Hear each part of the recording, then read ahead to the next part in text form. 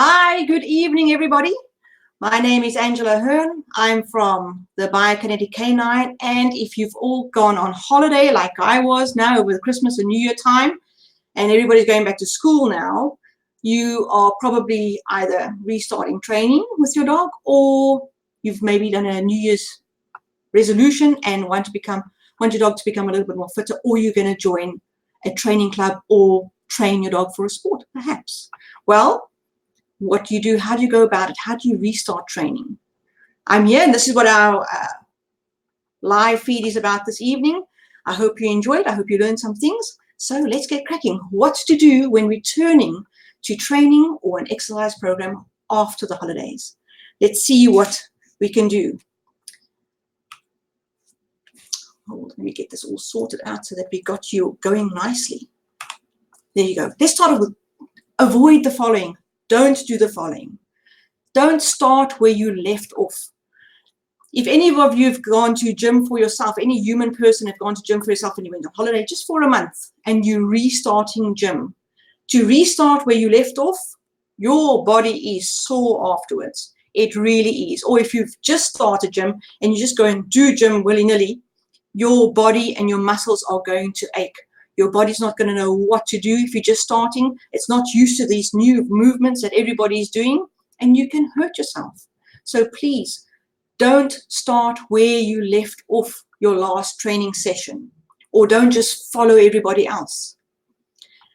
Number 2, don't wing it. I've tried this. It doesn't really work. This was before, when you don't train and you go training again, and people are, oh, let's just do this. Don't wing it. You don't have a plan. You don't know what to do, and you will fall back into bad habits of the last thing that you did at training. And that's not what your dog needs. Your dog needs to be reintroduced to an exercise that he can do easily with his body. His body needs to be eased into a new exercise. You must remember, he's been doing other things these holidays. My dogs have been couch potatoes. Some people have taken the dogs to the beach. So let them go in slowly. Don't rush. Don't rush your training. If you rush any exercise program, like for a human, you are inviting an injury. And any injury, bone injuries are something else. Bone injuries are 6 weeks and then they're healed. But a muscle injury or a tendon injury takes a long time to heal. And those training delays, just because you rushed a little bit in the beginning, they are huge. So don't rush. Take your time. Ease into the exercise program with your dog. Don't wing it, and don't start where you left off. Now that we've gone through all the avoid the following, let's see what we can do. Before you start, get a clue. Get an understanding about what you want to do. So develop a plan. What would you like to go? What would you like to do? What is your end goal? Where would you like to be with your dog? Do you want to lose weight with your dog? Do you need your dog to lose weight? Do you need your dog just to be a little bit more fit? It's a little bit unfit. Are you starting a new sport? Are you just wanting to go out and run with your dog? Because there's a lot of different things that are involved with whatever plan you decide. So even if it's as simple as you want to start running with your dog now, know about your dog's age and growth plates. Know that your dog has to start running out in front of you.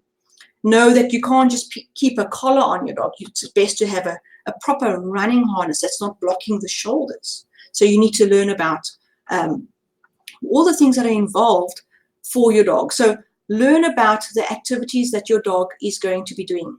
The activities of an agility dog is very different to the activities of a flyball dog. It's very different to the activities of an IGP or protection sports dog.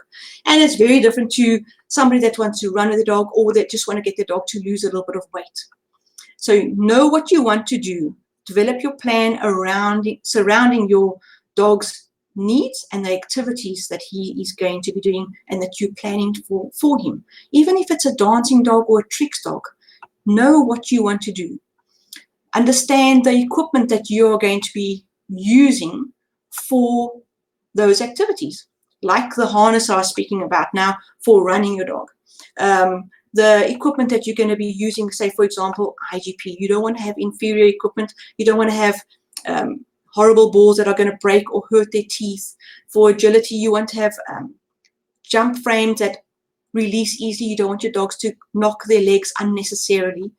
You want all of these things. You want an understanding and you want knowledge about them, not just rushing in blind, winging it. You don't want to wing it. So we're also going to look at complementary exercises, because if your dog is doing a sport, your dog is going to be fit for that sport. Its body is going to be developed to do well in that sport. But to just develop the muscles required for your particular sport will leave your dog in an unbalanced state. And an unbalanced body with unbalanced muscles will cause injuries later on. And he will not reach his peak because he's compensating here, there. So your fly bulldog, if he only turns to the right as soon as he hits the pad, the body is going to be not in balance because he's not used to turning to the left. So the muscles aren't stretched on the outside or not used to contracting on the inside. He hasn't got even muscle development. So know what sport you're going to be doing, what activities your sport is involved with, and how your dog performs those activities. Many dogs prefer a certain side when they do a particular sport, when they're turning, when they're running, when they're going to collect the dumbbell. So watch those things with your dog and understand that the body needs to be balanced. So even those that are doing rally obedience, dogs love it. But that constant heeling and looking up to the left, to the handler, will cause a contraction on the one side of the neck and stretching on the other side. It also goes diagonally across the body. So there's a lot more weight placed on the left-hand side of the body of the dog than the right-hand side. The body will be unbalanced right along the spine. So you must know which muscles you need to have complementary exercises for. Each sport is different. So understand those things before you just go and start training. Understand what you need to know. Understand the equipment that you need to use. Understand how your dog's body is going to work through these things. Even if you're going to go and run with your dog, just running with a dog will just cause cardio and maybe some endurance. Your dog still needs strength to get them through, and otherwise their muscles start to wither away. They don't get strong muscles. They just get long, lean muscles. So you want to have a balanced idea, balanced exercise program for your dog, regardless of the activity that you do, and that to get that balance will be different for each dog because their bodies are structured differently, and it will be different for your sports. So develop a plan. Understand your dog and his body. So before you're going to start anything, I'm talking about people that are just starting to train now, or they're just starting to do a new sport. If your dog has been training the whole of last year, you're on holiday, and now you want to start again, check their bodies. They've been doing other things in the holiday, or they've been a couch potato in the holiday. Make sure that they are still healthy and that they haven't developed an injury while in this holiday time. They probably jumped over the couch or whatever the case may be. Make sure your dog is healthy and injury-free. If you're not too sure and you don't know about your dog's health and physical being, go and see the vet, get a veterinary clearance so that you can start. I always recommend a veterinary clearance before you start any sport training or any fitness and conditioning program. If you're training for fun, make sure that your dog is fine. There are some dogs, a friend of mine, his dog had a heart murmur and he never knew. And he was training and he was carrying on and the dog collapsed. The dog is fine, but he found out after that the dog had a heart murmur. So just have a check. It's one appointment and it will save you a lot of heartache later on. Your dog can be fit and healthy and strong, but there may be an underlying condition that you are unaware of. So rule all of those things out and then start your program. Also, are you going to be working a more senior dog or a young adult dog? We are talking about only adult dogs here. Puppies, that's another program. So tonight's live talk is about your young adult dog or an older adult dog. But all the growth plates are closed and the skeleton is fully formed. So is your dog a senior dog or a younger adult? because you must understand that a senior dog would progress slower and will need more recovery time. A young dog, they're bouncing all over the place. But you also have to take them through carefully, because they are not used to the particular movements that you may be requiring in your sport or in your fitness routine. So watch for recovery time, watch for any imbalances in the body, especially your seniors. They're a little bit more creaky. I've got a senior myself, so if I'm going to be starting, holiday time was couch potato time for her, and I can see that she's become more unfit. Her body's a little bit more soft and squishy. So if I start training her now, I'm going to take it easy with her. I'm going to ease her in, and she's going to have a lot of recovery time. She's going to want to go, but I'm going to just keep it going nice and easy so that she can ease into her training and ease into the year easier, and there will be a less risk of any injuries or where they have to go under speed and they're not used to it yet. So a senior dog will get tired more quickly, and a tired dog is prone to developing an injury or slipping and sliding because their muscles are too tired to hold them together. So you're also going to look at how does your dog move normally around the house, normally in the backyard. What is his normal movement?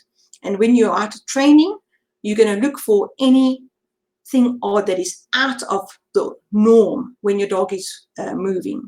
So for example, if there's a small injury or a tightness in the back, you'll see that the back will start to roach and curve. So say, for example, you're running and you're going just that little bit too far. Like if I'm walking too far, my lower back gets sore. Same with the dogs. If they're going too far, you're pushing them too far, their muscles will start to spasm and contract. So watch for tightness in the body. Don't go too far, even if they want to go too far because they want to play. Watch for any changes of posture in the body, anything that's odd. If they're sitting, watch for any leg that's being thrown out because the leg is tired. If the dog is tired, any weaknesses will show more quickly in a tired body. So watch for anything that is not normal.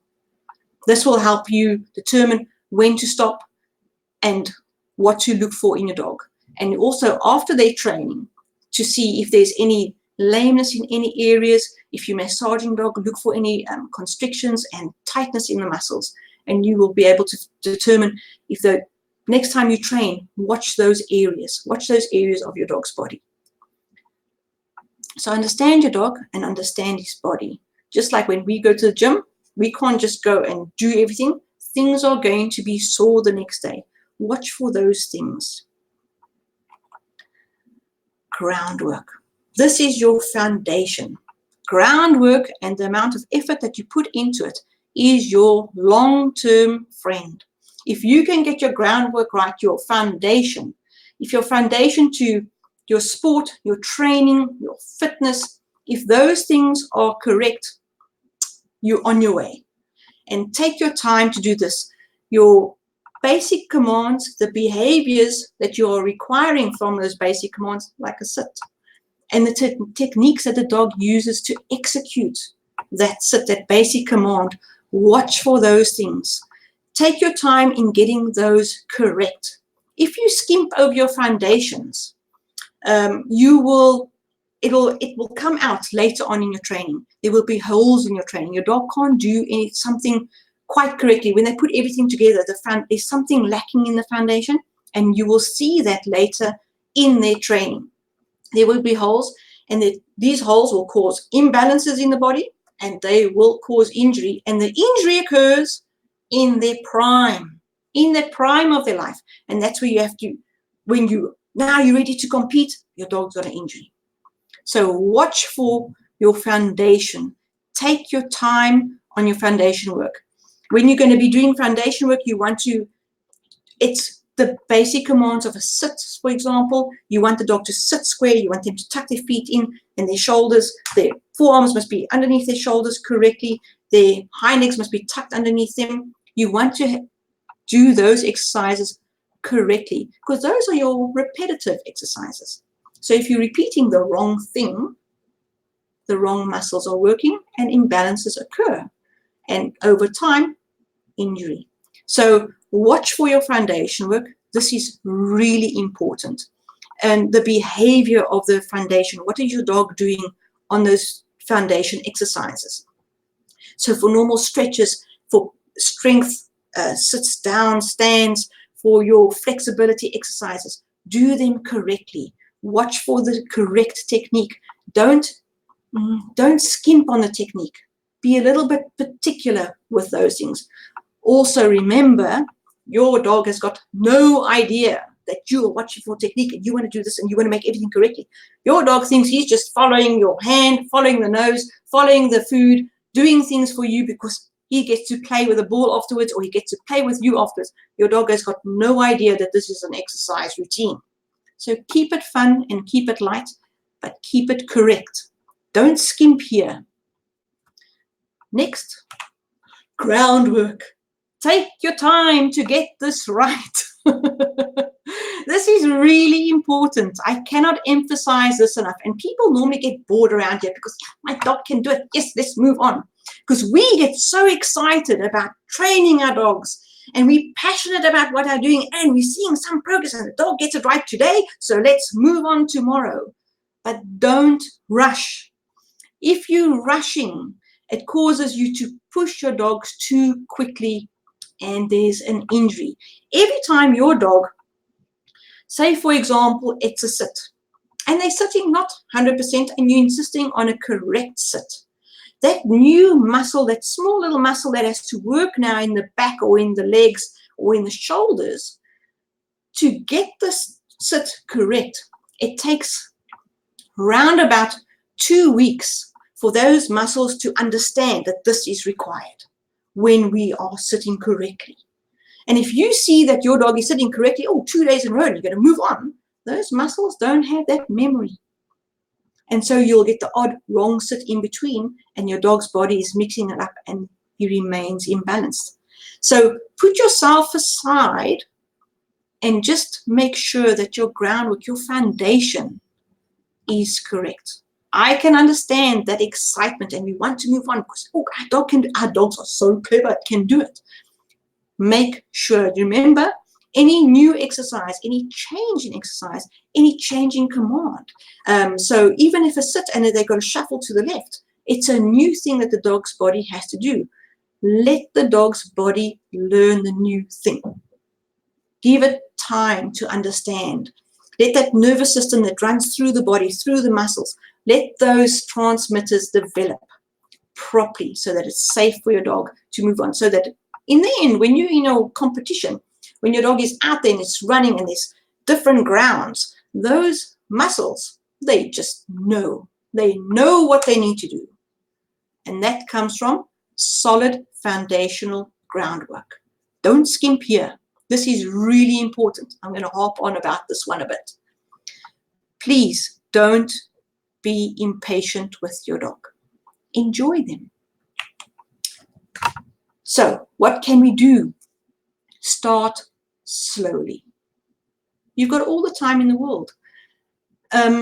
If you look at your big athletes, they, from starting out of a fitness program, for their dog to start to them being in peak condition and ready for their trials, and we're just talking a fitness program now, we're not talking about sports training, it takes a year.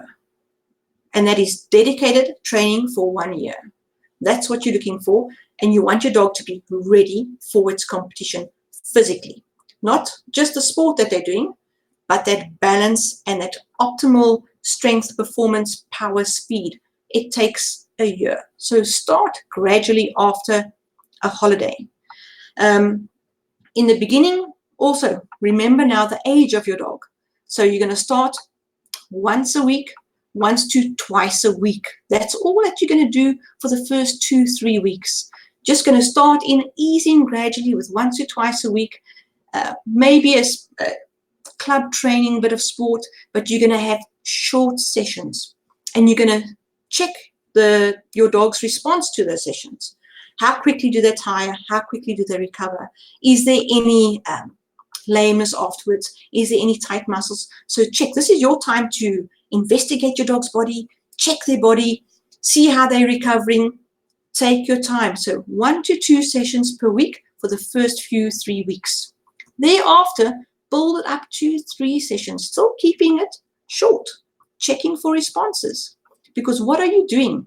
You're reintroducing your dog to training. If you were training and now you've had a holiday and you're training again.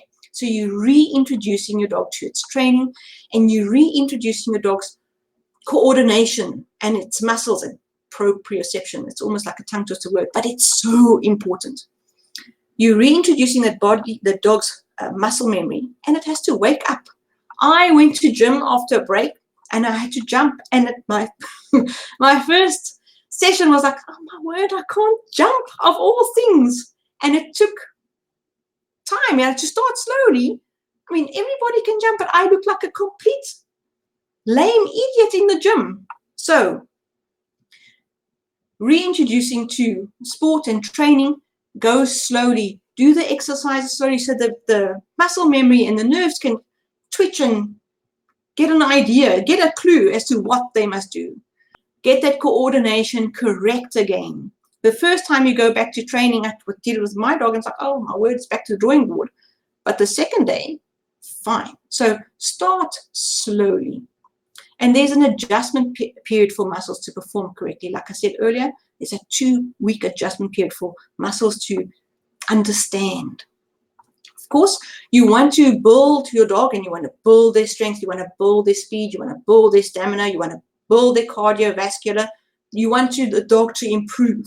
Otherwise, what's the point? So if it's a weight loss program, you want your dog to improve. If it's a fitness program, you want your dog to become fitter. If it's a sports program within the sport that you do, you want your dog to be able to do the exercises better, faster, harder. You're going to be incorporating all these principles of overload. It's like a schlep word. But what it means is that for every exercise that you do, there are various variables that you're adding to it to make it more for the dog. So you're going to be adding, maybe, for example, more repetitions, more resistance, more endurance, more time training. And all of those things are different variables that pushes the dog further. So it pushes the muscles, gets the muscles to work harder, gets the organs to work harder, and the body gets used to it as it goes. But there's a principle, there's a rule of thumb that you cannot increase all the variables at the same time. The rule of thumb is to increase one variable. So if you're going to increase just the repetitions, don't increase repetitions and resistance. Increase just repetitions or just resistance, and only by approximately 10% a week. So, and that is if your dog is training properly. So if I'm going to go to gym, and I'm only going to gym once a week, and I'm going to do curls, I can't increase my weight 10% every week. And by the end of the week, I'm lifting, the end of 3 months, I'm lifting a cow, but I've only gone to gym once a week. There's no way I can do it. But if I increase the variable 10% every week, but I'm going to gym at least 3 times a week, so my body gets used to that weight that I'm doing this week, and I'm increasing 10% for the following week, my muscles get used to that, and they can build up the necessary fibers to gain the strength. So when you are doing strength training, the muscle fibers break down, and the recovery is there to cause more fibers to grow, to repair where the breakdown has happened. So you need that to happen, and you need more fibers to grow to take on the heavier weight. So you're only going to be increasing one variable if you are already in a proper training program of at least 3 times a week. So you're going to look at those principles. It's a calculated thing, and if you're not too sure about it, go speak to somebody. Speak to somebody that knows. Speak to an expert. That's why I said right in the beginning, don't wing it. Know what you're doing. So many people, they go out and they're training their dog and they're trying to do a fitness thing. You're not seeing much change. It's like, oh, well, c'est la vie. So much for this. Fitness is a load of nonsense. But many times you don't have all the components in place to show a proper result. Your fitness program is not balanced. It's not getting you the results you require because you're not doing all the things that you need to do in order to get the benefit for your dog.